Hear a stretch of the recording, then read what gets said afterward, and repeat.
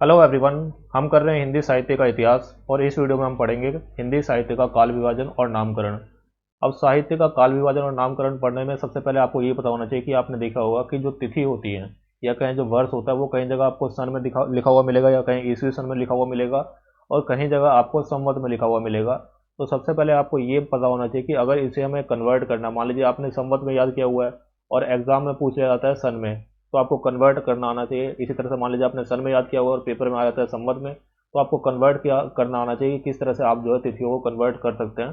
तो सबसे पहले हम वही देखते हैं कि किस तरह से आपको कन्वर्ट करना है। तो देखो, हिंदी साहित्य में जब आप देखेंगे तो आपको जनरली दो तरह के जो तिथि हैं वो देखने को मिलेगी या दो तरह के वर्ष देखने को मिलेंगे। एक तो आपको संवत और एक आपको ईस्वी देखने को मिलेगा, लेकिन जो असली में तीन होते हैं तो तीनों यहाँ पे समझ लेते हैं, बाकी आप आगे जो है अपने अकॉर्डिंग कर सकते हैं। तो पहला जो आपका कैलेंडर होता है, पहले जो आपकी तिथि होती है वो होती है विक्रम संवत के अनुसार। दूसरा जो होता है वो होता है आपका ईसवी सन, जो आपका नॉर्मल इंग्लिश कैलेंडर होता है उसको बोलते हैं हम ईसवी सन। और तीसरा जो होता है वो आता है शक संवत। तो ये तीन तरह के जो कैलेंडर है या तीन तरह के जो वर्ष हैं वो हमें देखने को मिलते हैं। अब देखो, जो ईसवी सन है तो हमारा इंग्लिश कैलेंडर है, इसके अंदर जैसे मान लीजिए अभी जो ईयर चल रहा है वो चल रहा है 2023। तो ईसवी संवत से अगर आपको विक्रम संवत में जाना है तो आपको क्या करना है, आपको +57 करना है। यानी कि अभी 2023 चल रहा है तो +57 करेंगे तो ये हो जाएगा 2080। तो विक्रम संवत के अनुसार, जिसको हम नॉर्मली संवत भी बोलते हैं, उसके अनुसार अभी ईयर चल रहा होगा 2080। तो पेपर में अगर आपको कोई तिथि दी जाती है, कोई वर्ष आपको दिया जाता है और वो आपको ईस्वी में दिया हुआ है, एग्जाम में आपको ऑप्शन में संवत दिया हुआ है, तो आप 57 प्लस करके निकाल सकते हैं। इसी तरह से आपको अगर विक्रम संवत से ईस्वी में जाना तो आप -57 करेंगे तो आपका जो ईयर है वो संवत से सन में आ जाएगा। शक संवत का क्या होता है, शक संवत में आपको -78 करना होता है। जो भी आपका नॉर्मल सन का ईयर चल रहा है उसमें आपको -78 कर देना है। तो ये आपको ध्यान रखना है कि एग्जाम में जो आपकी तिथि है वो शक संवत के हिसाब से, तो शक संवत के हिसाब से जनरली आपको मिलेगी नहीं, आपको दो ही मिलेगी, या तो आपको विक्रम संवत मिलेगा जो संवत लिखा हुआ, या तो आपको सन मिलेगा। तो इसके अनुसार आपको कन्वर्ट करना आना चाहिए। अब स्टार्ट करते हैं। सबसे पहले जो आपका काल विभाजन और नामकरण किया है वो जॉर्ज ग्रियर्सन ने किया है, और जॉर्ज ग्रियर्सन ने 11 भागों में जो काल विभाजन है उसको किया है, जिसमें पहला भाग है उनका, या जो पहला पार्ट है वो है चारण काल, या पहला काल कहें जो है चारण काल, जो कि सन 700 से लेकर 1300 तक था। फिर दूसरा है आपका 15वीं सदी का धार्मिक पुनर्जागरण। फिर तीसरा आपका मलिक मोहम्मद जयसी का प्रेम काव्य। चौथा आपका ब्रिज का कृष्ण काव्य जो कि 1500 से लेकर 1600 ई के बीच में था। पांचवा है आपका मुगल दरबार। छठा है आपका तुलसीदास। सातवां है रीति काव्य जिसमें 1580 से लेकर 1692 तक का है। फिर है तुलसीदास के अन्य प्रवृत्ति जिसमें सन 1600 से लेकर 1700 के बीच में। फिर है 18वीं शताब्दी 1700 से लेकर 1800 के बीच में। और फिर है कंपनी के शासन में हिंदुस्तान 1800 से लेकर 1857 तक। और उसके बाद है विक्टोरिया के शासन में हिंदुस्तान जो कि 1857 से लेकर 1887 तक है। तो ये आपको याद रखना है कि जॉर्ज ग्रियर्सन ने सबसे पहले बार काल विभाजन किया, और इन्होंने काल विभाजन जो है 11 भागों में किया है।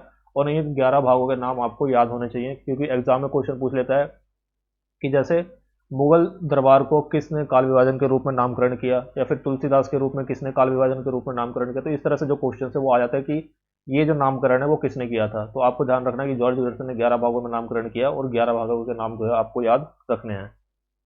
फिर नामकरण किया है मिस्र बंधुओं का काल विभाजन है, और इन्होंने इसको जो काल विभाजन किया है वो 5 भागों में किया है। पहला इनका प्रारंभिक काल, और प्रारंभिक काल को इन्होंने 2 भागों में बांट दिया है, एक पूर्व प्रारंभिक काल और दूसरा उत्तर प्रारंभिक काल या उत्तरारंभिक काल। जो पूर्व प्रारंभिक काल है वो 700 से लेकर 1343 तक संवत में, और जो उत्तर आरंभिक काल है वो है 1344 से लेकर 1444 के बीच में। दूसरा काल इनका है माध्यमिक काल, जो कि इनको दोबारा इसको 2 भागों में डिवाइड किया है, पूर्व माध्यमिक काल और प्रौढ़ माध्यमिक काल। और इनकी जो संवत में वर्ष है वो है 1445 से लेकर 1560 और 1561 से लेकर 1680 तक। फिर तीसरा काल है इनका अलंकृत काल, जिसमें पूर्वालंकृत काल और उत्तरालंकृत काल। और इनकी तिथि जो यहाँ पे दी हुई है 1681 से लेकर 1790 और 1791 से लेकर 1889 तक। फिर चौथा इनका परिवर्तन काल 1890 से लेकर 1925 संवत तक। और फिर है वर्तमान काल जो कि 1926 संवत से लेकर अब तक। तो ये जो 5 भाग है, ये 5 भागों में विभाजन किया है मिस्र बंधुओं ने। तो आपको ध्यान रखना है 5 भागों में विभाजन जो है मिस्र बंधुओं ने किया, और उनके जो भाग है वो आपको उनके नाम सहित याद होने चाहिए। फिर विभाजन आ जाता है सबसे इंपॉर्टेंट, जो कि आज तक बहुत हद तक प्रमाणिक माना जाता है, वो है आचार्य शुक्ल का काल विभाजन और नामकरण, जिसमें पहला इन्होंने रखा है वीर गाथा काल। तो एक तो आपको ये याद रखना है कि आचार्य शुक्ल पहली बार जो नामकरण किया उसमें इन्होंने दोहरे नामकरण की जो व्यवस्था थी वो की। यानी कि जो दोहरे नामकरण की प्रवृत्ति है वो सबसे पहले आचार्य शुक्ल के अंदर ही देखने को मिलती है। यहाँ पे आप देखेंगे हर काल का नाम इन्होंने दो रखा है, जैसे वीर गाथा काल का इन्होंने आदिकाल नाम रखा है, भक्ति काल का पूर्व मध्यकाल। इस तरह से जो दोहरा नामकरण की प्रक्रिया है या दोहरा नामकरण का जो स्वरूप है वो सबसे पहले आचार्य शुक्ल ने शुरू किया था। तो इनका जो पहला कालखंड है वो है वीर गाथा काल, जिसको आदिकाल भी कहा इन्होंने, और ये शुरू होता है 1050 से लेकर 1375 संवत तक। फिर है भक्ति काल, जिसको पूर्व मध्य काल भी बोला गया, जो कि 1375 से लेकर 1700 के बीच में है। फिर है रीति काल, जिसको उत्तर मध्य काल बोला गया, जो कि 1700 से लेकर 1900 के बीच में। और फिर आता है आपका गद्य काल, जिसको उन्होंने आधुनिक काल भी बोला, जो कि 1900 से लेकर 1984 तक है। फिर है डॉक्टर रामकुमार वर्मा का काल विभाजन एवं नामकरण, जिसमें इन्होंने चार भागों में इसको विभाजित किया है। पहला इनका प्रारंभिक काल, जिसमें इसका फर्स्ट पार्ट है संधि काल, जो कि 750 से लेकर 1000 के बीच में है। चारण काल है फिर दूसरा, जो कि 1000 से लेकर 1375 के बीच में है। फिर जो दूसरा काल इनको आया है वो है भक्ति काल, जो कि 1375 से लेकर 1700 के बीच में। रीति काल, जो कि 1700 से लेकर 1900 के बीच में, और आधुनिक काल, जो कि 1900 से लेकर अब तक माना जाता है। तो इनका आप काल विभाजन देखेंगे तो ना जो प्रारंभिक काल है बस उन्हीं को इसने इन्होंने दो भागों में डिवाइड किया है। बाकी जो तिथियां हैं वो लगभग लगभग इनसे समान ही है। बस जो प्रारंभिक काल है या कहें उसकी जो शुरुआत है, हिंदी साहित्य की जो शुरुआत है, उन्होंने इसको थोड़ा पहले से माना है। जो आचार्य शुक्ल है उन्होंने 1050 से माना है और इन्होंने 750 से इसको माना है। अगला जो काल विभाजन है वो है आचार्य हजारी प्रसाद द्विवेदी का। इन्होंने भी चार भागों में विभाजित किया है। पहला इनका आदिकाल 1000 से लेकर 1350, भक्ति काल फिर दूसरा है 1350 से लेकर 1700, तीसरा है रीति काल 1700 से लेकर 1900, फिर है आधुनिक काल 1900 से लेकर अब तक। फिर अगला काल विभाजन है डॉक्टर गणपति चंद्र गुप्त का, जो कि इन्होंने भी चार भागों में डिवाइड किया है। और अब देखेंगे कि लगभग सभी के जो तिथियां हैं वो सेम है, और जो नाम है बस उसी पे विवाद है कि किस काल को क्या नाम दिया जाए। तो इन्होंने पहला काल जो है उनको आदिकाल माना है और इसका सन रखा है इन्होंने 1184 से लेकर 1350 के बीच में। फिर अगला इनका पूर्व मध्यकाल, जो कि 1350 से लेकर 1600 के बीच में। फिर उससे अगला इनका तीसरा भाग जो है या तीसरा काल जो है उत्तर मध्यकाल, जो कि 1600 से लेकर 1857 के बीच में। और फिर अगला इनका आधुनिक काल, जो कि 1857 से लेकर अब तक। अब यहाँ पे देखेंगे ये थोड़ा डेट आपको डिफरेंस दिख रहा होगा, लेकिन ये संवत में ये सन में है, तो आप कन्वर्ट करेंगे तो लगभग सेम ही सेम आपके पास लगभग आ जाएगा। अगला काल विभाजन जो है वो डॉक्टर नवेद द्वारा संपादित ग्रंथ हिंदी साहित्य का इतिहास का काल विभाजन एवं नामकरण।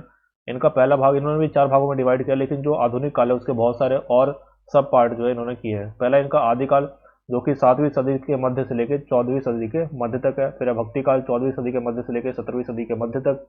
फिर है रीति काल 17वीं सदी के मध्य से लेकर 19वीं सदी के मध्य तक। और फिर आता है आधुनिक काल, जो कि 19वीं सदी के मध्य से लेकर अब तक माना जाता है। अब आधुनिक काल में इन्होंने सब पार्ट किए हुए हैं कि पहला इनका पुनर्जागरण काल, जिसको भारतेंदु युग बोलते हैं, जो कि 1857 से लेकर 1900 तक है। फिर है जागरण सुधार काल, जिसको द्विवेदी युग बोलते हैं, 1900 से लेकर 1918 तक। फिर है छायावाद युग 1918 से लेकर 1938 तक। फिर छायावाद उत्तर काल, जिसमें प्रगति प्रयोग काल है 1938 से 1953, और नवलेखन काल है 1953 से लेकर अब तक। फिर अगला आता है डॉक्टर राम स्वरूप चतुर्वेदी का काल विभाजन एवं नामकरण, जिसमें चतुर्वेदी जी ने अपने इतिहास ग्रंथ में आचार्य शुक्ल के काल विभाजन को स्वीकारोक्ति कुछ संशोधन के साथ इस प्रकार किया है, यानी कि जो आचार्य शुक्ल का काल विभाजन था उन्हीं को माना है, लेकिन उसमें कुछ संशोधन किया है। पहला आदिकाल को वीरगाथा काल ही बोला और ये माना इन्होंने 1000 से लेकर 1350 तक। फिर पूर्व मध्यकाल को भक्ति काल माना, जो कि 1350 से लेकर 1650। उत्तर मध्यकाल यानी कि रीति काल, जो कि 1650 से लेकर 1850। और फिर आधुनिक काल, जिसको गद्य काल बोला गया, 1850 से लेकर अब तक। फिर आता है डॉक्टर बच्चन सिंह का काल विभाजन एवं नामकरण। इन्होंने पहला काल माना अपभ्रंश काल, यानी कि जो आदि काल था या दीर्घगाथा काल, उसको अपभ्रंश काल माना है। दूसरा इनका भक्ति काल 1400 से लेकर 1650 तक। फिर रीति काल 1650 से लेकर 1857 तक। और फिर आधुनिक काल 1857 से लेकर अब तक। तो ये आपके मेन जो है काल विभाजन है। और कोई आपकी क्वेरी तो आप कमेंट सेक्शन में लिख कर बता सकते हैं। अभी के लिए वीडियो में इतना ही। अगले वीडियो में हम कुछ प्रश्न जो है वो करेंगे। धन्यवाद।